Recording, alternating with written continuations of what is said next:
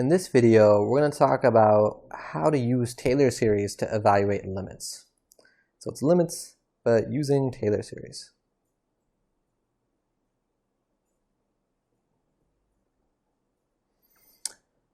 All right, so I want to do this by looking at an example. Let's evaluate the limit as x goes to 0 of 1 minus cosine x over x squared. So there's definitely more than one way we could go about this, but the first way I'll talk about is using Taylor series.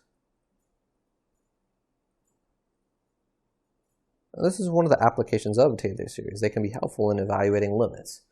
So let's see what this looks like. We get the limit as x goes to 0 of 1 minus, let's write out the Taylor series now for cosine x.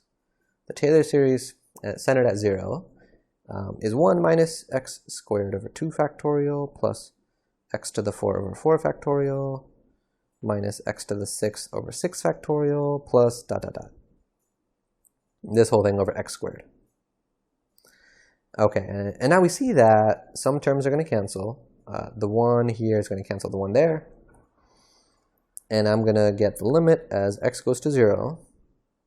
Now I would distribute this negative in, and I'd get positive x squared over 2 factorial minus x to the 4th over 4 factorial plus x to the 6 over 6 factorial minus dot dot dot. Still got a denominator, so can't forget about that.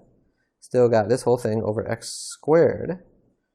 And now I could divide all the terms in the numerator by x squared.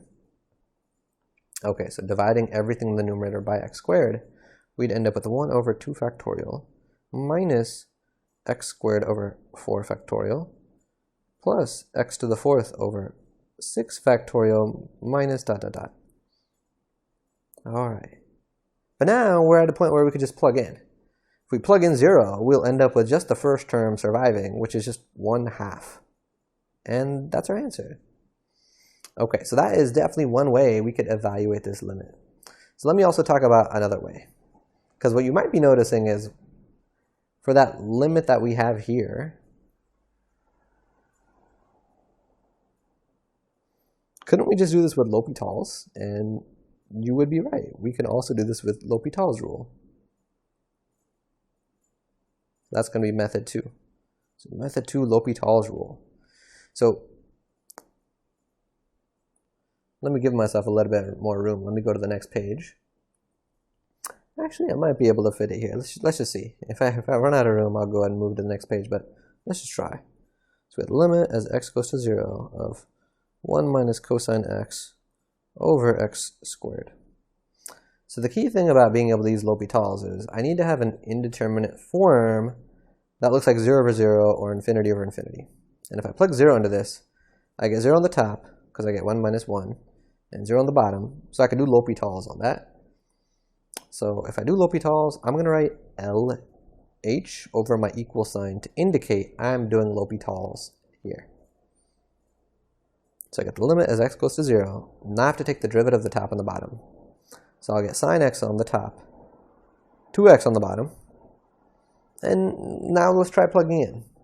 If I plug into this, on the top I get 0, sine of 0, 0, and the bottom I get 0. So not great, but well, we could try Lhopitals again. So let's do Lhopitals one more time. So we get the limit as x goes to 0. On the top I got cosine x. On the denominator I have 2. And now if I plug 0 in, I get 1 over 2. 1 over 2. And that's the same answer that we had before using just Taylor series. All right, so we have now finished our final goal from this section. How do we use Taylor series to evaluate limits?